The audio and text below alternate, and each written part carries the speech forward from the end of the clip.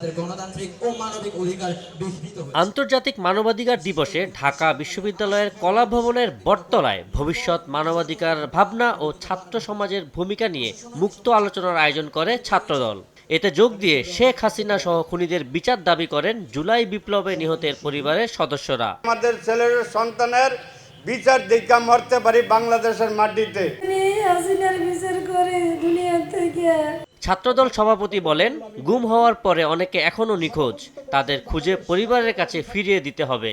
গুম এবং খুনের শিকার হওয়ার কারণে যে জুলাই আগস্টের প্রেক্ষাপট প্রস্তুত হয়েছে, মঞ্চ প্রস্তুত হয়েছে, আমরা তাদেরকে ভুলে যাওয়া কোনোভাবে উচিত হবে না।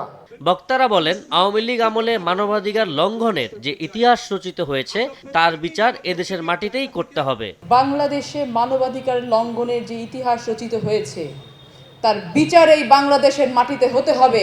কোনো সরকারের হাতে, কোনো দলের হাতে, কোনো ব্যক্তির হাতে বাংলাদেশের জনগণ নির্যাতিত না হয় এভাবে। শেখ হাসিনার আমলে গুম হওয়ার পর এখনো নিখোঁজ বিএনপি নেতা ইলিয়াস আলী। তার স্ত্রী বলেন, গুম খুনের মধ্য দিয়ে দেশে ভয়ের সংস্কৃতি চালু করা হয়েছিল। মানবাধিকার লঙ্ঘনের মধ্যে চূড়ান্ত লঙ্ঘন হচ্ছে মানুষকে গুম করা।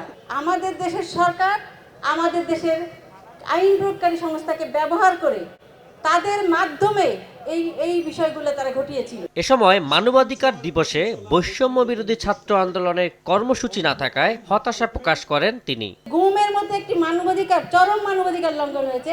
আজকে আন্তর্জাতিক মানবাধিকার দিবসে তাদের কোনো কর্মসূচি নাই। আবু সাইদ নিশান, সময় সংবাদ, ঢাকা।